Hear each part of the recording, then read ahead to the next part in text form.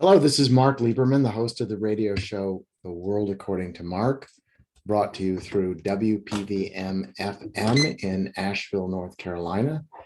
You can tune in on 103.7, presumably you already have. We also stream on WPVMFM.org. And today, just for a change of pace, I am interviewing and happy to have on my show David Cohen, who is, and among many other things, as you will discover, an editorial cartoonist. And we're going to find out what that actually means. But David, thanks for being on the show today. Thanks for having me. So David, you said before we got on the show that you wouldn't call yourself a native of Asheville, but you've been here for a really long time. 1970. You grew up somewhere else. If I have actually grown up. If you have actually grown up, Yeah.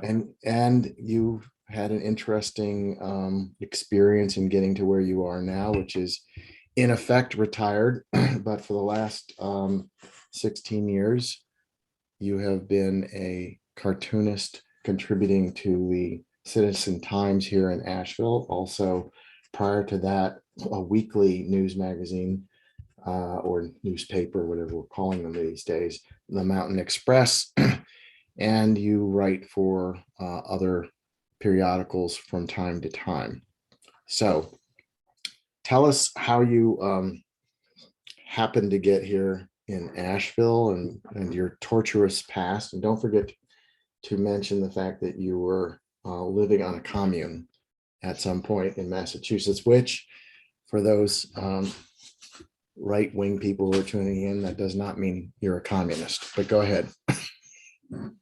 Okay. Well, I was born in New York City, lived there for 5 years, and then moved to New Jersey. And then we moved to Atlanta. So I was about 9 or 10 when we moved to Atlanta. My dad was always someone who felt like he knew more than his boss. So that was why we moved a lot. And we wound up in Atlanta, and I was there for 7 years. And then once again, my dad found a job up here in Mars Hill. And so he moved up here for 6 months, and then the family followed him. And I got here when I was 16. It was the end of my 10th grade. And so that fall, I started at Asheville High. And that's where I graduated from, Asheville High in 72. And then I went to UNCA for a year, but they weren't really teaching me what I wanted to know. So that was the end of my college experience. Can I just stop you there? Because that does sound like you have a little bit of your father in you. Your father rebelled against employer authority, and you obviously thought you knew better than the professors at UNCA. Not that I knew better, but they were actually, the art professor I had was really good, but a lot of his students' work wound up looking like his, and that's not what I wanted to do. And they weren't teaching cartooning, which was something I was already interested in doing because I'd been drawing cartoons since elementary school. Okay. Let me intervene for a second. I didn't mean to throw you off there. So you started drawing, obviously, at a young age, but you didn't, I'm guessing that you didn't start drawing satirical or editorialist type cartoons or topical cartoons necessarily until sometime afterwards. Is that true? Yeah, that's true. When I was little, my grandparents, my dad's parents, were British, and they would send us these compilations of a British cartoonist whose name was Giles. And I still have like 5 or 6 of his books, and they were just incredibly detailed, and they were political, but they were also really humorous. And I would have to say that that was a very big influence on me as a kid. Plus New Yorker cartoons and just the comic pages in the newspapers. We always subscribed to newspapers. And so there was always some strip that I was following or that I really liked that influenced me. But it wasn't until, I don't know, maybe the mid 80s, something like that, I knew the editorial page editor at the newspaper. And I said, how about if I submit some cartoons? And he said, sure. Well, the whole concept of an editorial cartoon is timeliness. And he could not guarantee me any time frame when the cartoon might be published. So when they did get published, which was maybe 3 or 4 of them, you know, they were just like, well, that stuff happened like 2 weeks ago. How do we, you know, what kind of relevancy does that show? Old and So cold, old and cold at that point. That ended that. And, you know, plus I was only getting $5 a cartoon. So I was like, yeah, okay, never, later for that. And I've always been drawing humorous, hopefully, cartoons. And for a long time, I felt like there really wasn't anything that I could do, including voting, that would influence what I felt was needed to be done in the political realm. And so drawing political cartoons seemed like a way to reach a lot more people with my opinion and a way to possibly influence somebody else's opinion about a certain political topic. So I've not made a study of political cartoons or editorial cartoons, but obviously cartooning about the events of the day, whether they're social issues that are topical or political, and obviously there's a crossover between both of them, have a very long history in this country, and long history in Britain. I know, I don't know if they still publish it, but there strikes me there is a magazine called Punch. Yes. And I believe somehow I associate that with political cartooning. The New York Magazine, which prides itself on having a lot of cartoons, not all of which are political per se, but most of which are thoughtful and require rereading it. Sometimes I don't get it, I have to admit. I'm not sure what the point is. And then maybe 2 days later, something will occur to me and I understand what they're talking about. So, but cartoons, I think, have had an important role, as you seem to be suggesting, in maybe not shaping people's opinion, but at least getting to people in a different way, in a graphic way, and a way that, you know, is not highly polemic. In other words, you write something in the newspaper and say, you know, as one of your cartoons shows, that Mr. Meadows, a former congressman from North Carolina, and more recently an important person to Donald Trump. If you say Meadows is, you know, was a crook and he was a bad guy and he did all these things, that, you know, people tend to turn off to that. But you put a cartoon together that pictorially depicted the issue, but not in a way that was, you know, so over the top that people would necessarily complain. Although I suppose you've gotten complaints over the years in terms of some of the thing is about a cartoon is you have a second to reach somebody. It takes a second to look at a cartoon. And if you're not clear and you're not really getting your point across in that cartoon, then you failed. Whereas if you write a column, and I've done some writing as well, you have a lot more time and room for different perspectives to get your point across.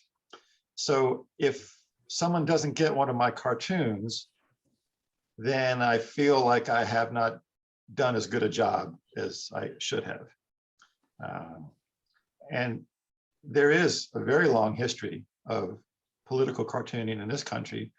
One of the the best examples of that is Thomas Nast, who took on the Boss Tweed organization in New York back in the late 1800s. And he definitely influenced people and got Tweed and his other friends and cohorts basically thrown out of office.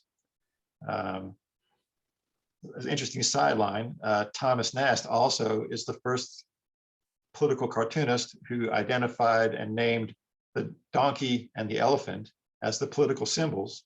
He also drew what has now become our image of Santa Claus. And he did that for an ad campaign. So he was pretty influential over the years. Yeah, he had to make some money. He had to make some money, so he went commercial and he developed Santa Claus. And somehow, you gotta, there for many years, you could be hired as the staff cartoonist at a newspaper. And at one point, there were over 300 staff cartoonists in this country at newspapers. And now, because of consolidation of newspapers being owned by hedge fund managers and corporations, that they're not so much interested in the news as in how much money they can make or what they can write off, there are less than 80 staff cartoonist jobs in this country. And that number is going down.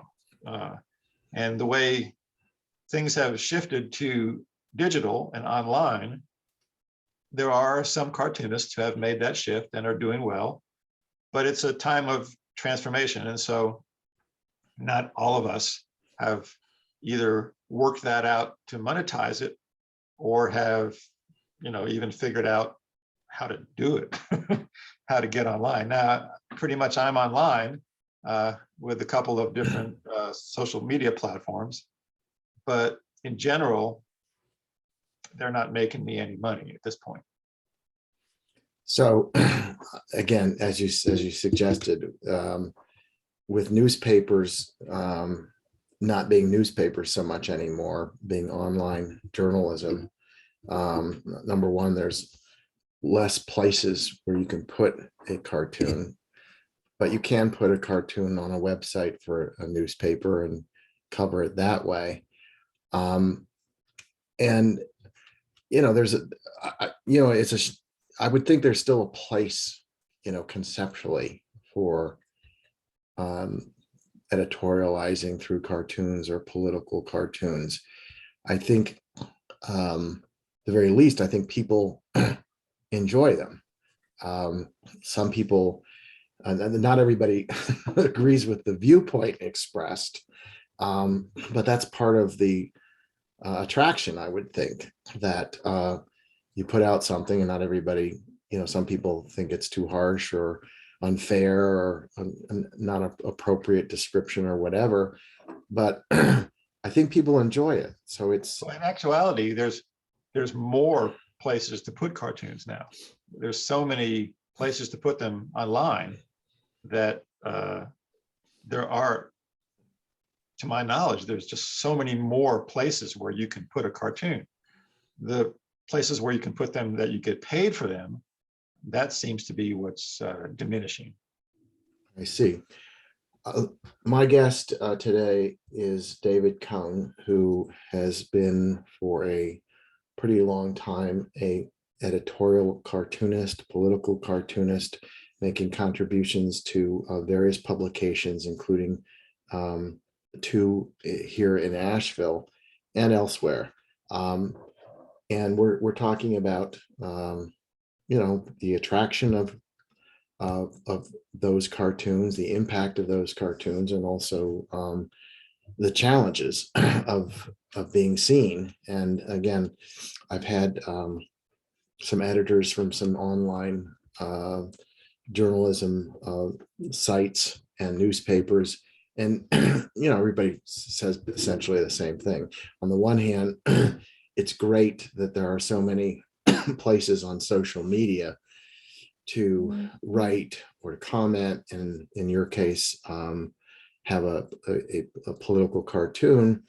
But on the other hand, the the attention span and the ability to get your thing out there and seen when there are so many competitive realms where you don't have to, you don't have to have credentials essentially, and you don't have people that are reviewing what goes in, so that makes it more challenging. So obviously editorial cartooning is no exception to the rule of lots of places to go, but not necessarily lots of places to be seen and to have a contribution. But that wasn't the case, I guess, when you first started getting into editorial cartoons.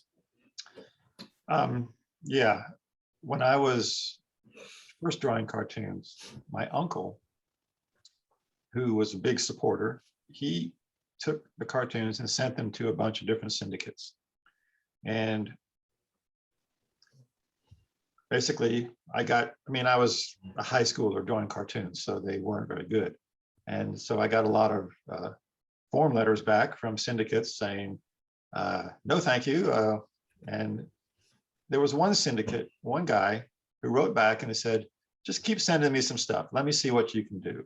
And so I did over a couple of years, and I came up with some ideas for some strips, and he was very honest, which was great.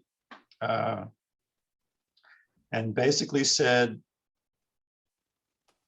I can't use you now, but just keep drawing, and eventually you'll get to a place where people will want to see your work. And so I took that to heart and have never stopped drawing since then. And right now, because my newspaper is owned by Gannett, I have the option of sending any cartoons that are not local up to Gannett, and they distribute them to their other newspapers around the country. So my work has been seen by people around the country, and on Facebook, I have people who like my work in 40 different countries. And so, I'm assuming that everybody can speak English so that they can understand what I'm saying. But other than that, the internet has provided a much wider audience for me. Well, let me take a detour for a moment, and I promised that I would induce you to tell us about your experience on a commune in Massachusetts. But let's go back. You were dabbling in cartooning. You enjoyed drawing. Somehow or another, you developed an interest in, quote, so-called natural foods. And I don't know whether that's had any significant impact on your cartooning vocation or avocation or not, but tell us about that part of who you are and who you've been. So a friend of mine here in town, his sister was the girlfriend of a guy who owned this farm up in Massachusetts. And the farm was called Jimmy's Popcorn because they were growing popcorn as a cash crop. And it was 80 acres, and there were a bunch of people living there because the guy who owned it, he owned it with 3 other people. And they didn't live there, but they had a number of people living there who kept the place up. There were a number of buildings. People had built little cabins on the property. And basically, it was a commune. So there was nothing going on for me here. So Ken and I drove up to this farm, and we were there for a year. It was a very impactful year for me in a couple of different ways. One was that most everybody there, if they had a job, they were working for a natural foods distributor, which was in a town maybe 50 miles away. And most of them were truck drivers. So I became an assistant, and we drove all around New England, delivering natural foods to co-ops and health food stores. And it was a great way to see that part of the country, and it got me interested in natural foods and a little bit healthier living than I had been doing. Also, the other impact on me from that year was I basically almost died 3 different times in that one year. It was very, very impactful. And it taught me a bunch of different things. One of the things that happened was when I was away up in Maine delivering food, the house that I was living in, I had moved off the commune and was living in this incredible house with two other people. It burned down. And so while I was away, I lost everything. I had clothes, I had books, I had instruments, I had finished art, I had art supplies. Everything was gone. But on this trip with me, I had a sketchbook and I had a pair of bongos. So I had the seeds of the rest of my life with me. But what it taught me was that having all these different things, they owned me as opposed to me owning them. I had to take care of them. They were my property that I had to deal with. So ever since then, I've tried to keep things to a minimum, my possessions, what I need to do my work, and what, if it came down to it, I could just give away. So that was a really important lesson that I learned there in Massachusetts. But after that fire, I came back to Asheville, and this was probably in 77, 78. And except for a year in New Orleans, where my family had moved to from Asheville, I've been here since 1970. And Commune was I look back on it with a lot of mixed feelings. By the end of my time there, I wasn't getting along with people. That was when I moved out to this other place, and but I definitely liked New England, except for winter. I'm not a winter person, but the whole attitudes of people that I would see, it was much more liberal, much more open to new ideas. And so that was also eye-opening because, here in Asheville, back in the 70s, there was a very small population of people who were progressive and were thinking of new ideas. So it was really eye-opening for me up in Massachusetts.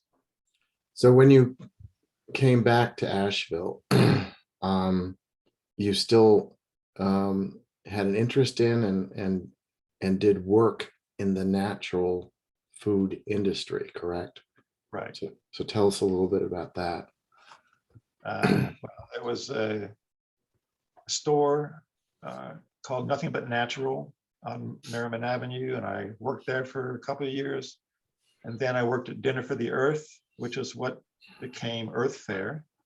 And I worked at the French Broad Food Co-op for 15 years. And then I wound up my career at Whole Foods, where I worked for 9 years. So overall, ever since I was in Massachusetts, I've been working in that field. And basically, that's what fueled my ability to stay healthy and, be introduced to ideas about ways of living and food to eat and supplements and all kinds of other aspects of that kind of lifestyle. So it was how I kept food on the table and a roof over my head, and was able to buy a house and have good credit and all that adult stuff. So you're not saying, for example, that the working in the natural food industry necessarily influenced your interest and continued interest in cartooning, except that perhaps it supplied you with the ability to pursue cartooning, which presumably is not quite as lucrative. It doesn't put the roof over your head, so to speak. Yes, But is there a philosophical aspect of what you do in the cartoon realm and what your views are about natural foods and natural living? And you already indicated that after the fire in Massachusetts, you became more sensitive to how having possessions and acquisitions makes your life somewhat more complicated, and you went through sort of an experience through that. But are there any other crossovers that I've missed? Well, natural foods industry, like anything else, is ripe for satire. And I drew plenty of cartoons about that. And actually, in the office at Whole Foods where I was working, they had a bunch of my cartoons up on the wall about customers, about, I did one cartoon about essential oils, about oils that weren't essential. So there was plenty of things to draw about there. But, overall, it's not something that I feel is not valuable or what's the word? Essential. I feel like that certainly is an area of commerce and lifestyle that I agree with and that I pursued and still pursue. So again, like any other concept that takes off, there's always a satirical element. I don't know if you had the opportunity to draw pictures of kale, but that would seem to me to be a ripe subject, no pun intended, for satire. The preoccupation with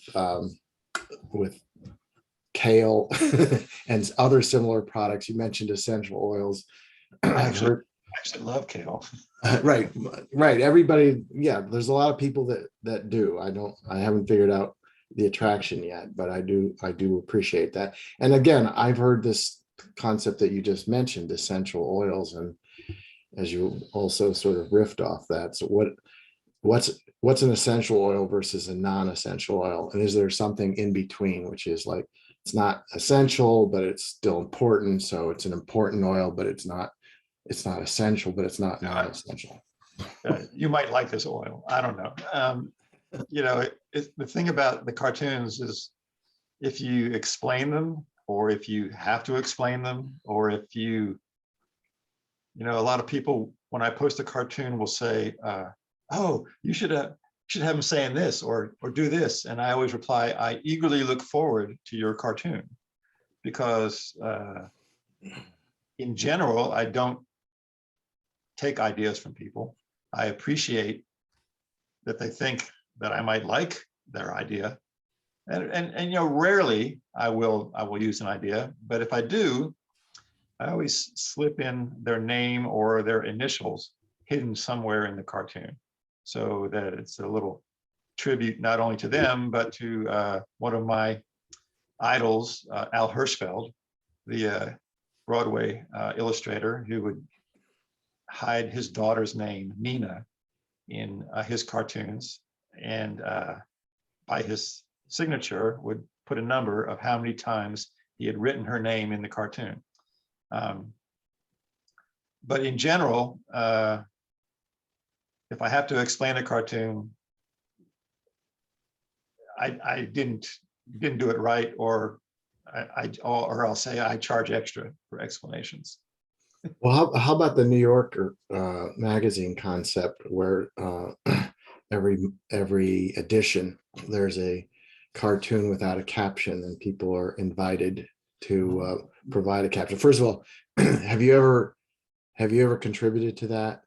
To the caption contest? Yes. No, I have not. I have a Facebook friend who does, and who has come in second and third a couple of times. But no, I have never done that. When I was younger, I submitted a lot of cartoons to the New Yorker, and I believe they have pads of rejection letters that they get.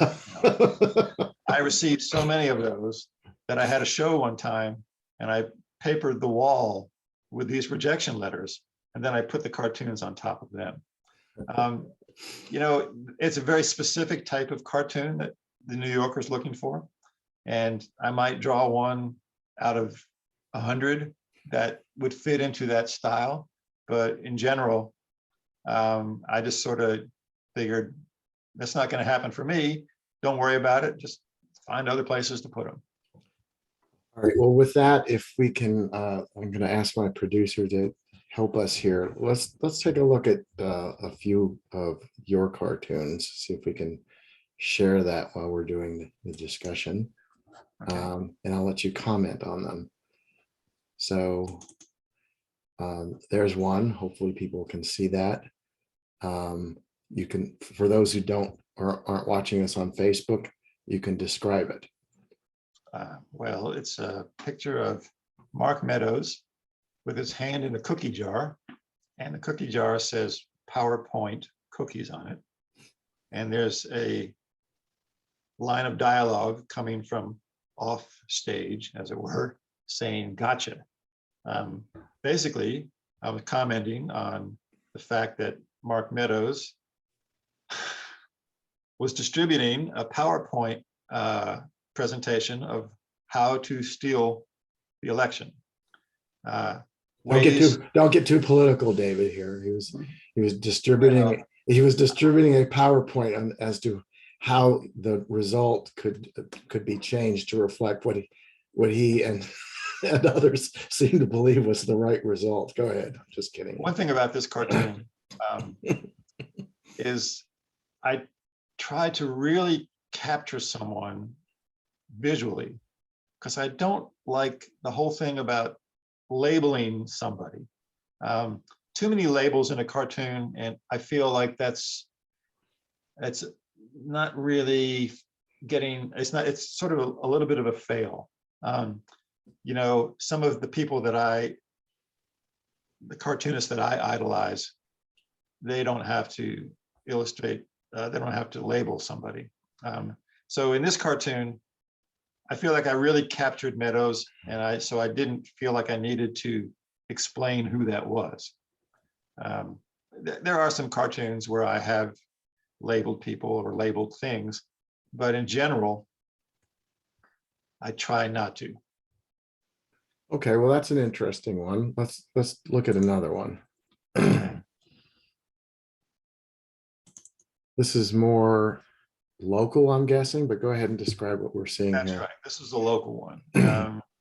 This one kind of, so many cartoonists riffed off of the Black Lives Matter phrase.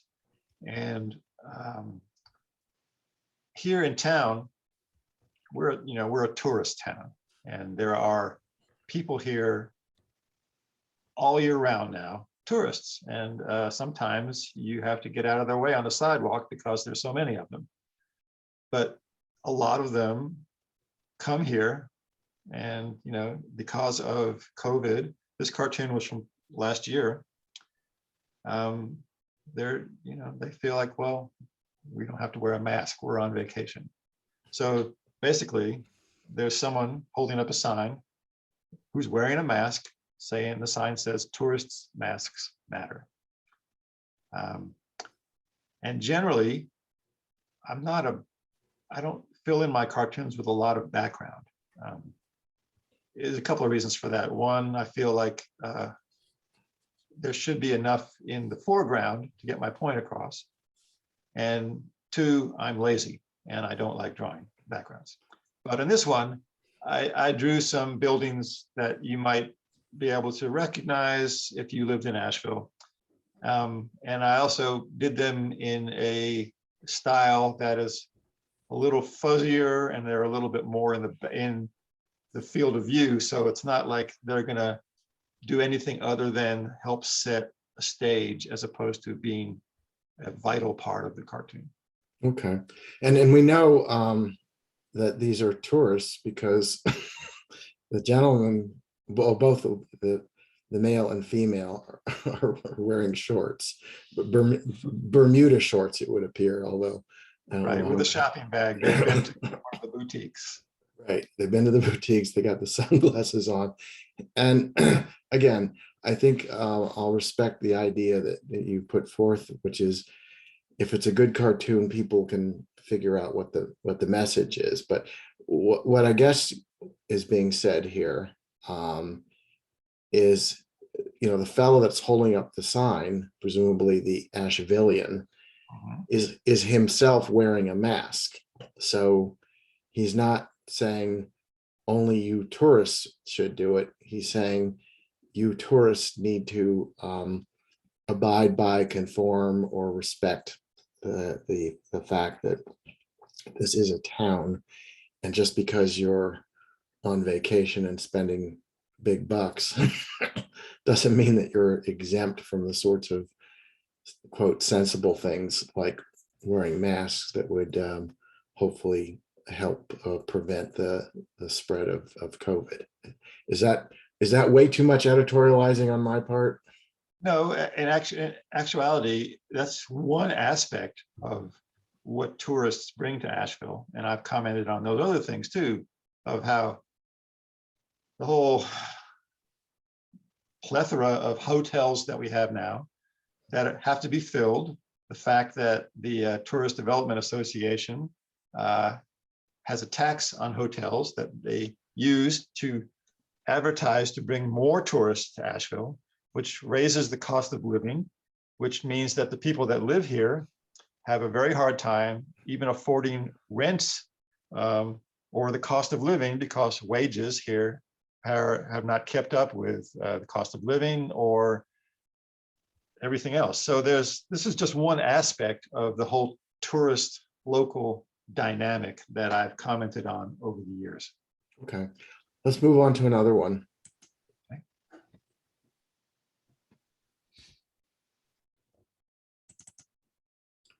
All right, so describe what we're seeing here, David.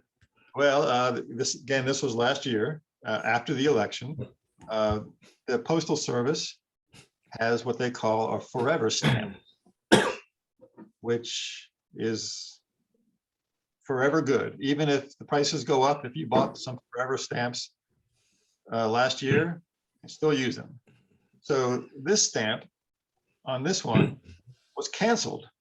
And it's a picture of the former guy, as people like to say. And it says never instead of forever. So that's the thrust of that cartoon. Okay, so it's a riff on the forever stamp, and then frankly, until you explain it, I for one wouldn't have known that. All right, let's go to one last one. I think we may have more, but let's go to this one. And this one, if we can get it up, doesn't seem on its face to be an editorial cartoon, but it is a interesting picture. Yeah, one of the things I also do besides cartooning is I take commissions for illustrations. Sometimes people, their pet has passed on and they want a memorial, or they just want a portrait of their pet. And so this was a commission that I took. This puppy had just come into these people's lives, and it was something that they wanted. So I was happy to oblige. It's another way that I can use my talents as an illustrator and a cartoonist. And besides pet portraits, in the past, I've also done other illustration work. I've done some medical illustration. I illustrated a handbook for hand therapists. And what does that mean, David? well, in actuality, in Asheville, we have some of the best hand surgeons and therapists in the country. And I knew one of those therapists, and she hired me along with the National Society of Hand Therapists to illustrate a manual that they use and gets distributed to hand therapists around the country. So I did a lot of work with her down at their office with patients. I did a lot of work from X-rays and photographs, and it was great. I'd love to do more kind of work like that. Okay. I want to go back to a point you had made earlier, and I didn't pick up on it. And that is when we were talking, and when you were talking specifically about the declining number of persons engaged in the art of editorial cartoonists. There was a story that was carried on the local ABC affiliate here in Asheville, in which you were one of the featured people. There were three people that were featured who were uh, cartoonists. So tell us a little bit about how that happened and why that's significant. Um, on Facebook one day, one of the reporters for the local station posted the idea that if anybody had any thoughts about a story, to email her. And so I had this idea that basically here in Asheville, a town of less than 100,000 people, we have three working editorial cartoonists. And there are larger cities that don't have any, either because their paper has folded or because the people that own the paper decided that they didn't want the cartoons because it was an unnecessary expense, or it pissed off people that they wanted to keep as subscribers. So I suggested that she do a story about us, and she said, that's a great idea. So she interviewed me and Brent Brown and Randy Moulton. Both of them work for the Mountain Express. And we've all been drawing cartoons for a long time here in town. And, we are those papers' cartoonists. So the story was basically why there are a diminishing number of cartoonists and what it means to have someone commenting on local issues. The idea that, my paper uses syndicated cartoons, and most newspapers now do. But a cartoonist who's working, say, in Oklahoma and sends his cartoons to his syndicate, he's drawing about national or international issues. That way, a paper in San Francisco or a paper in Amsterdam might pick up his cartoon. But he or she knows nothing about what's happening in my town. And so it's very important to all three of us, as well as to the people that pay us to draw these cartoons, that someone comments on local issues that will have people who live here going, oh yeah, that's what I think, or that's not what I think. And it gets the whole dialogue of letters to the editor and people commenting online about that. So the thrust of the story was the importance of local cartoons and the fact that this little town has three of us doing it. Let me again sort of switch topics, but before I do, let people who are tuning in now, we're talking with David Cohen, a resident of Asheville, North Carolina, who is a editorial cartoonist, a political cartoonist. We're talking about how he got interested in it, why it's important.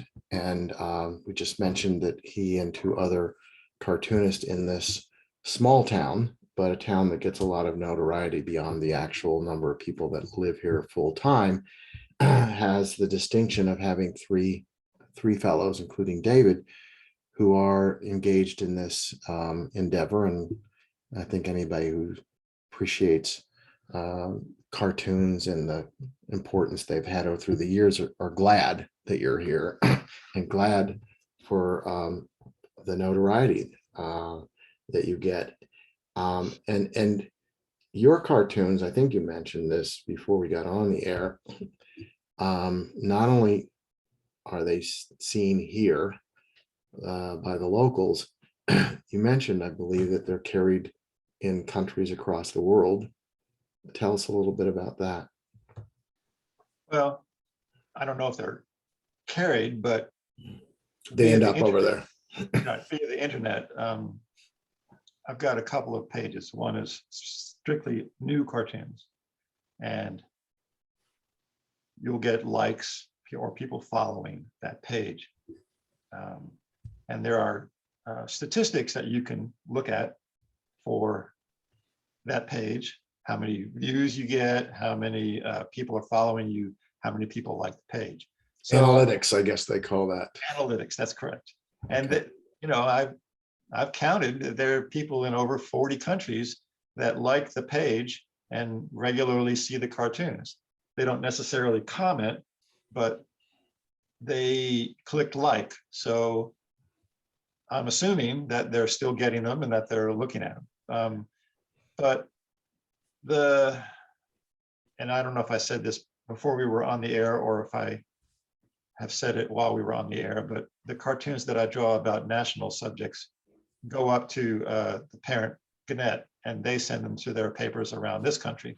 So it's not exactly a syndication, but it's also, they get put up in the USA Today gallery, which is a Gannett paper as well. So a lot of people see them, and you know, I've been doing it for a long time, and the numbers aren't going down, they're going in the right direction. So hopefully the more people see them, the better. So let me ask you, David, do you, obviously you get comments from people who, unsolicited perhaps, who see your stuff. Does it tend to be more positive than negative? Have you gotten anything that was just so livid it made you concerned about whether you should still do this? And then once you finish that, mention whether or not you've been asked to speak more extensively about what you do. I know you did a TED talk in TED Asheville, I believe. We'll talk about that in a minute, but let's go back to the reactions to your stuff. What's that been like? Well, you know, generally the people that follow you on social media, we kind of in a bubble. Unless you're really looking to expand and see what the other side thinks. In general, I get a lot of positive comments. Every now and then, infrequently, someone will come on and talk the other side. In general, I feel like I'm putting my opinion out there. Everybody else has that exact same right. So unless someone gets really nasty or starts, you know, really saying things that are not factually based or are really horrible, I just let them talk. And I let the people who appreciate what I do, I let them address those commenters. I figure, you know, for the most part, like I said, it's their right to comment. And so I try not to censor more people than I have to. I did one cartoon a few years back that I did not really express my point as well as I should have. And because of that cartoon being distributed on the internet, it was seen by many, many people. And many, many people did not like it. And I got I got some pretty nasty comments. It really it got me thinking, well, maybe I don't need to do this anymore, because it was really hard reading some of those things. For the most part, they didn't get what I was trying to say, and they don't know me, so they don't know you know, who I am or what kind of person I am. But you know, the cartoon was out there representing me. I got interviewed by people around the world trying to determine what it was I was trying to say and why I was such a horrible person. Well, after I talked to them and just described what I was trying to say, they basically were like, oh, okay, I see what you're trying to say. But it was horrible. And I got called out. There's this one website called the Daily Cartoonist that I follow, and it's usually really, really good, good stuff. But one whole one whole post was about me and what people thought of that cartoon. And I only read it once. I couldn't go back and read it again because people were really dissing on me. You're not going to tell us what that cartoon was about, are you? No, I'll let that one rest. Okay. But like I said in my TED Talk, my wife at the time told me that basically I needed to grow a pair because there was always going to be someone who didn't like what I drew, and I should, get a thicker skin. So I took her words to heart, and basically the ratio of positive to negative is much more slanted toward the positive. That's good. So, so it leads, now you mentioned the TED Talk. You can tell us a little bit about how you came to do that and what the point of that talk was. But I also, again, I'm still interested in whether you have been called upon to express your views in other forums. You seem to me like somebody who would be a great teacher. I know you could teach people what you do and why it's important and make contributions. But let's talk first about the TED Talk, and then we can go into that for a few minutes. There's a gentleman in town called Ron Hoffman, and for a number of years, he organized the TEDx Asheville Talks. And each city, it's like a franchise. You apply and you get the franchise, and then you arrange it. So he encouraged me to audition, basically. So I went to this audition and I talked about what I would talk about. I was given the subject was transformation and community. So I went to talk to these people. I took a couple of samples and I said, the only thing I can really talk about is my own transformation and my own community. And so I got a slot. And I worked with a coach, and I wrote down what I wanted to say, and we rehearsed it a bunch of times. And then when the time came, I was one of maybe 6 contributors. It was all filmed and all sent up to the main office, the TED Talk national people or international people. And so some of us got our talks put up on their website. Some of us, did or did not. It's easily accessible on YouTube. If you go to TEDx Asheville. And I have done some talking. A former editor at the paper, his daughter was in school out at maybe Mountain Heritage. It was a high school out in Canton, and I went out there and talked to one of their classes, and it was great. All the students had a lot of questions and a lot of points of view. I did a couple of different talks on Zoom. One was with Ollie, which is the Center for Creative Retirement. There's a cartoonist, Bill LaRoque, who does a class over there, and he wanted me to talk. And then there was a gentleman in Jamaica who not only builds banjos, but also thought that it would be a great idea for me to talk to some of his students. I'm not sure exactly what he teaches, but I did that talk as well. In general, I don't think I'm a good teacher. People ask me, well, do you give drum lessons? And I said, no, I have no idea how I do it. There's no way I could tell somebody how to do it. And with cartoons and illustration, it's pretty much the same. I'm self-taught.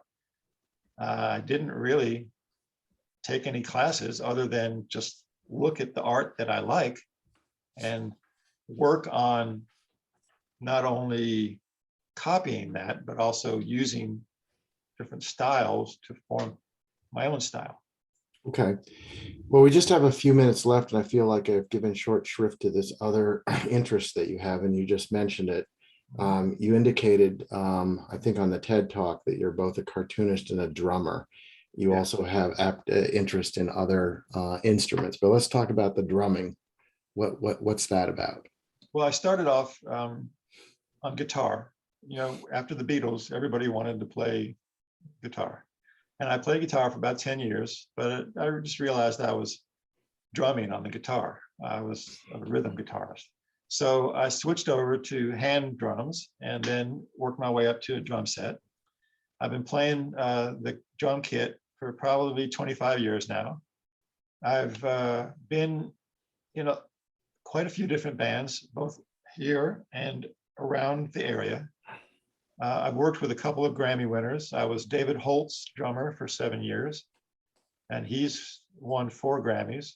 I recorded with him in Nashville, and I worked in a jazz fusion band here in town called Inside Out back in the 80s, before anybody really was doing that kind of music here. And our bass player was Elliot Wadopian, a friend of mine for the last 50 years, who just recently sadly passed this year. But he won a couple of Grammys when he played with the Paul Winter Consort. So I've had some experience playing with well, generally what you want to do is you want to play with people better than you. So that way you get better and you get challenged. And in many ways, that's been my career in music. I've played with people that I could look up to, who I learned from, and who felt that I could hang with them.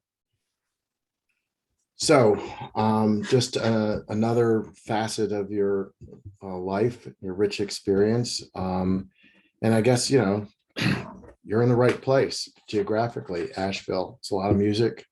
There's a lot of art. I think your cartooning is an art. And where can people quickly get a hold of some of your cartoons if they need it? Just give us that. Well, I'm on Facebook, I'm on Instagram, and I'm on Twitter. My handle on Instagram and Twitter is Coincidence. It's COHENCIDENTS. And my Facebook page is also the one that's just for new cartoons, is Coincidence. And my other page is just under my name, David Cohen. I'm in the Citizen. I'm on their website. In the physical paper twice a week. And they'll put it up on the website on those days, usually Wednesdays and Sundays. And, I am available for cartoon commissions and pet commissions and anything else that. And pictures of dogs. Yeah, everything. Pictures of, well, let me again tell you, David, I was glad to have you on the show today. We learned a little bit about cartooning, learned a lot about you, your fascinating character, interesting part of the landscape, and what makes Asheville a good place to be. So I want to thank you for being on the show today. Thank you for having me. And I want to thank my producer, who's sitting arm's length from me, Focus Solutions, Shelley Lieberman. No relation to Mark Lieberman, just kidding, of course. But thank you for being on the show. I'd like to have you back in the future and talk about some of the other stuff that you're doing. Thanks, David. All right, thank you.